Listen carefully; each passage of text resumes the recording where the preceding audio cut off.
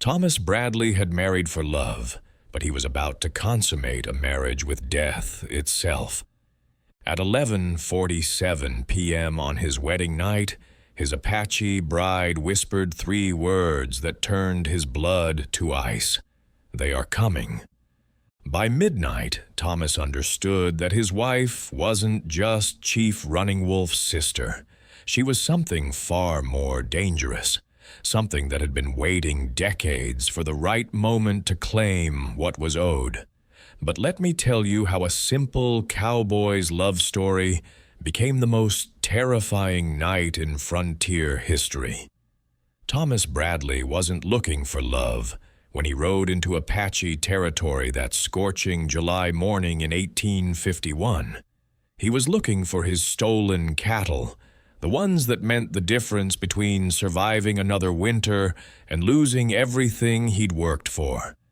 What he found instead was Aiyana, knee-deep in the creek that bordered both their lands, gathering wild herbs with the grace of someone who belonged to the earth itself.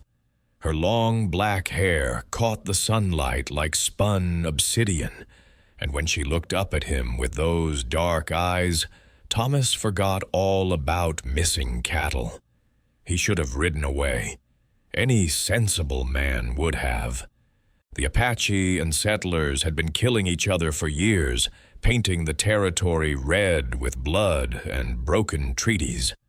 But something about the way she moved, like water over stone, made him dismount and approach on foot. "You're on Apache land," she said in perfect English, her voice carrying the musical accent of her people. "I'm looking for my cattle," Thomas replied, surprised by how steady his own voice sounded. "Someone drove them across the creek last night." Aiyana stood slowly, water dripping from the herbs in her hands. Perhaps they were simply coming home. This land remembers when buffalo ran here, before your cattle claimed what was never yours to take. Most white men would have bristled at the challenge. Thomas found himself captivated by it. Their courtship was conducted in secret meetings by that same creek, conversations that started as negotiations for the return of his cattle and became something neither of them had planned. She taught him Apache words for the wind and stars. He showed her how to read the settlers' maps that carved up her ancestral hunting grounds. When Chief Running Wolf discovered their meetings, Thomas expected to die. Instead, the war chief studied him with eyes like flint and said, "My sister chooses her own path, but if you hurt her, I will feed your heart to the crows." The wedding ceremony blended both traditions. Apache rituals under the morning sun, followed by Christian vows as evening shadows fell. 2 peoples, 2 worlds, joining in the hope that love could bridge any divide. As the celebration ended and the last guests departed, Thomas carried his bride across the threshold of their small cabin, believing their greatest challenges lay behind them. He had no idea that the real test was just beginning. The cabin felt different with Aiyana inside it, smaller somehow, as if her presence had shifted the very air. Thomas lit the oil lamps, their warm glow painting shadows that seemed to move independently of their sources.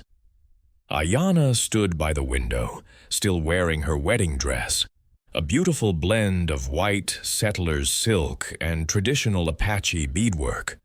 But her posture was tense, alert, like a deer sensing wolves in the darkness. "Are you nervous?" Thomas asked gently, approaching from behind.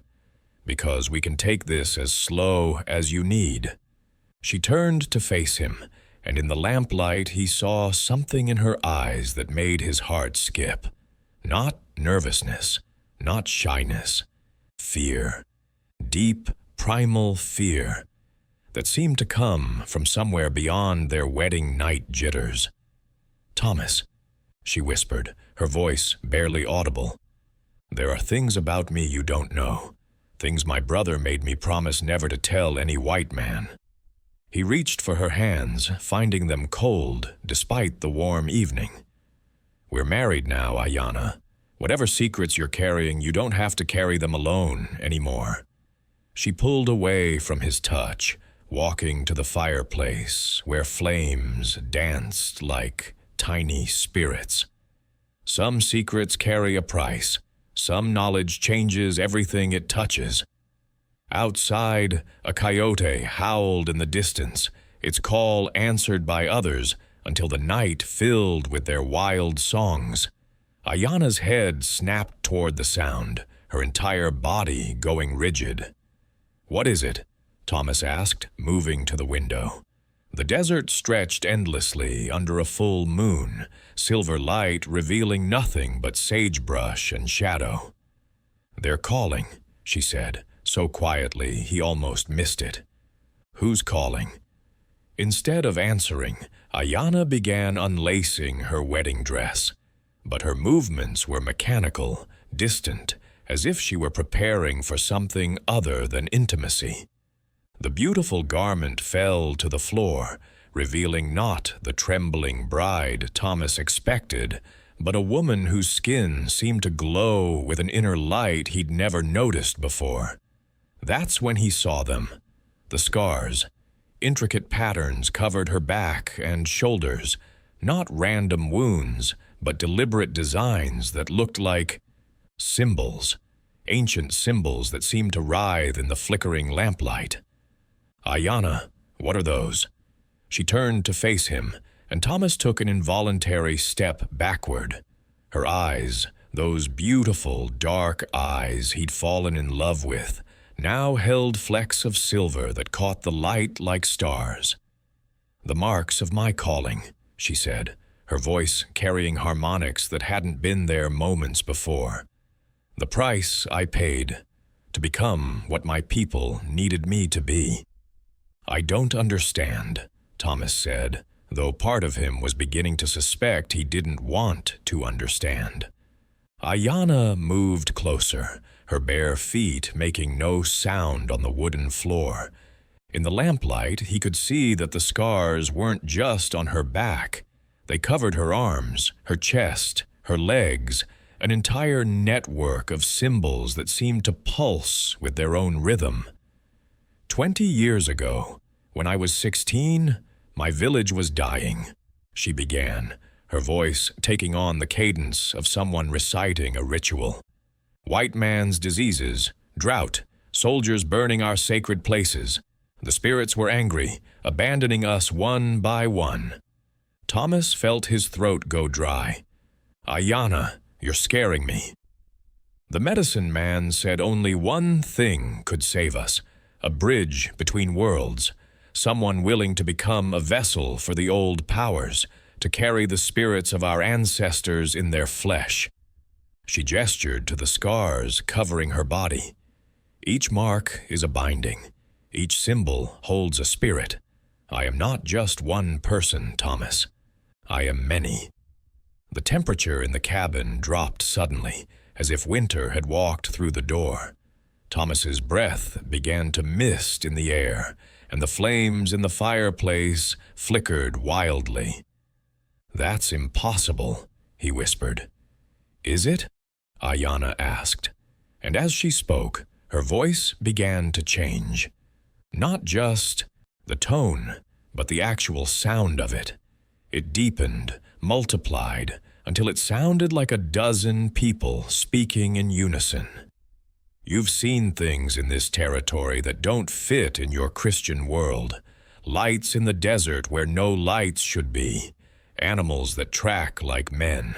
Storms that come from clear skies." Thomas had seen those things. Every settler had stories they didn't tell in church, experiences that made them check their rifles twice before bed. "The spirits told me I would marry a white man," she continued, her multiple voices harmonizing in ways that made his skin crawl. "They said, through that marriage, they could finally reclaim what was stolen from them.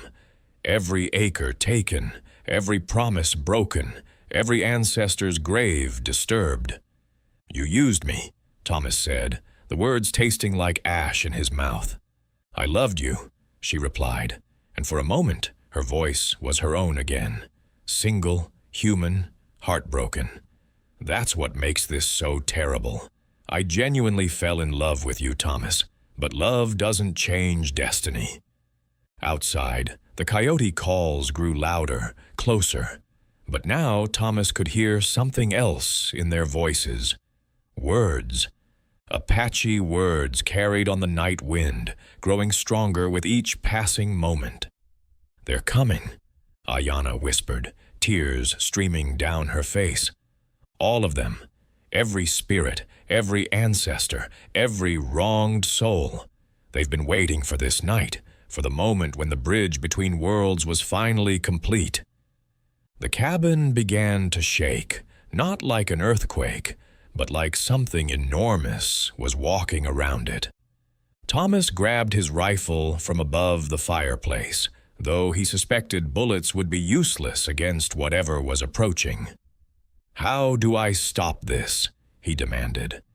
"You can't," Aiyana said, her form beginning to shimmer like heat waves rising from summer stone. "The ritual is already begun. The moment we spoke our vows, the moment we joined as husband and wife, the bridge was opened." Through the windows, Thomas could see shapes moving in the darkness.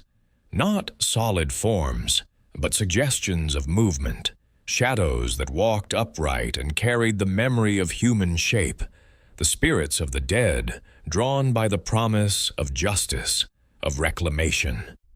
"There has to be a way," Thomas said desperately. "Some way to break the binding." Aiyana's form flickered between solid and translucent. When she spoke, her voice came from everywhere at once. "Only one way. The bridge can be destroyed, but it requires a sacrifice. The vessel must be destroyed from within."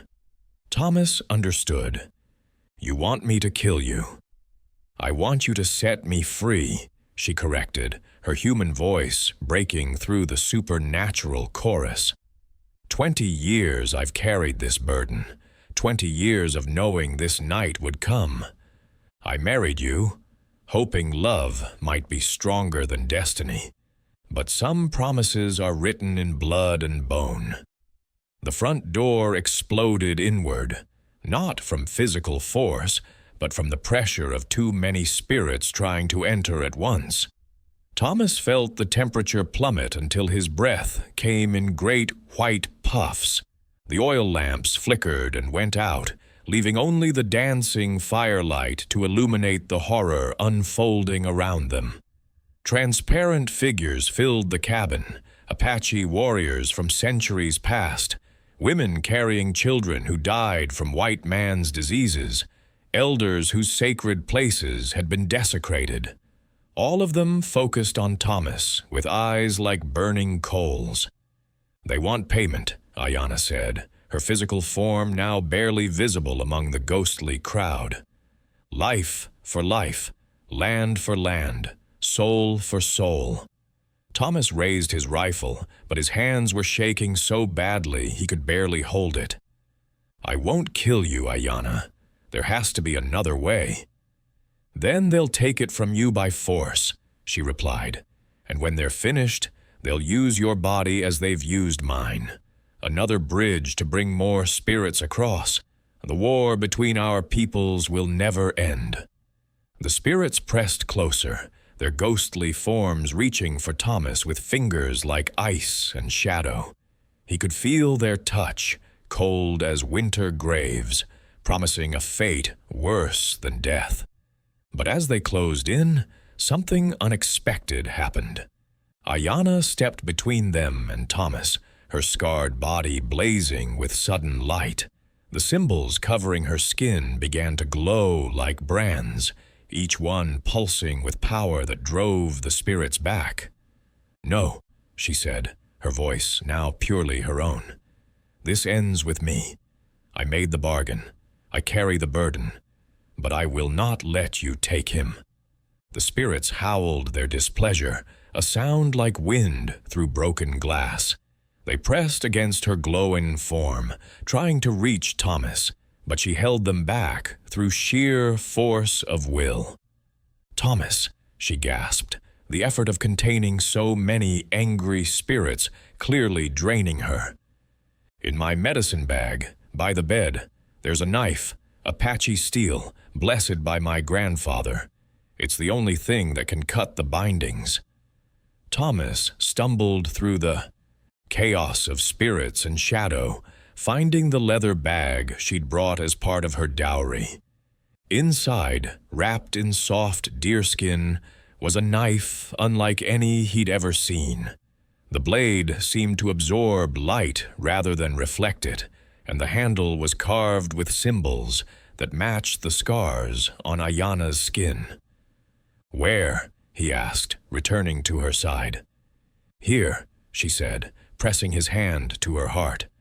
"Where the first binding was made, where they anchored the bridge between worlds."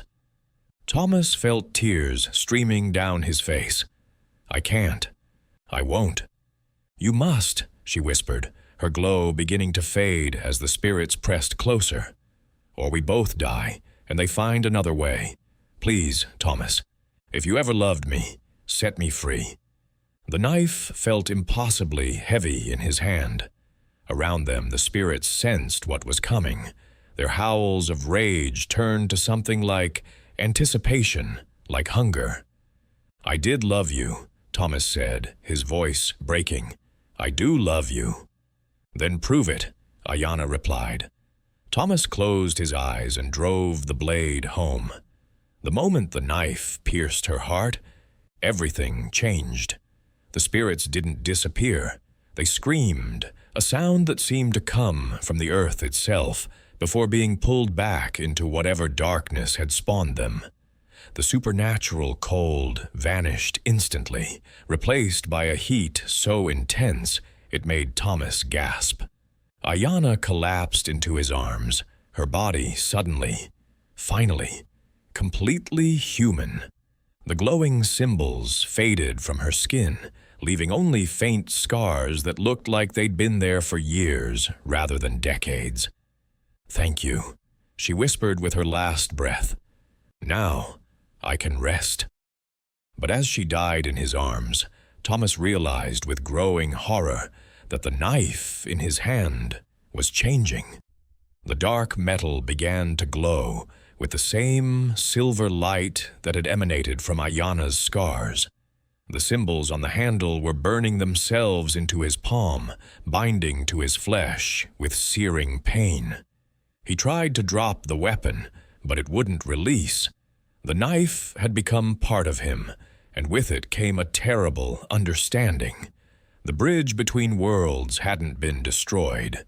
It had simply changed hands. Thomas Bradley stumbled out of his cabin as dawn broke over the desert, the blessed knife still fused to his right hand. Behind him, Aiyana's body crumbled to dust, finally granted the peace she'd been denied for 20 years. But the spirits weren't gone. They were simply waiting for the next full moon, when the new bridge between worlds would be strong enough to use. Thomas lived for 30 more years after that night, never remarrying, never speaking of what had happened in his cabin. But every full moon, the knife would glow silver, and the spirits would whisper to him through the darkness. They offered him power, promised him revenge against those who had wronged his people. All he had to do was say yes. All he had to do was let them use him as they had used Aiyana. He never did. Instead, he spent his remaining years protecting other settlers from the supernatural dangers that lurked in the territory. The knife that had killed his wife became a weapon against the very spirits she had once carried. He learned to use its power not to bridge worlds, but to guard the boundary between them. When Thomas finally died, alone in that same cabin, where his marriage had ended in blood and sorrow, the knife disappeared with him. Some say it was buried with his body. Others claim it simply faded away when its purpose was complete. But on certain full moon nights, travelers through Apache territory report seeing a figure walking the desert. A man carrying a glowing blade, standing guard between the world of the living and the realm of the restless dead. Because sometimes love doesn't conquer all. Sometimes it just teaches us what's worth dying for. And sometimes the greatest act of love is knowing when to let go. The Old West was a place where love and horror walked hand in hand, where the supernatural lurked just beyond the firelight. Thomas Bradley learned that some bridges between worlds should never be built, and some prices are too high to pay, even for love.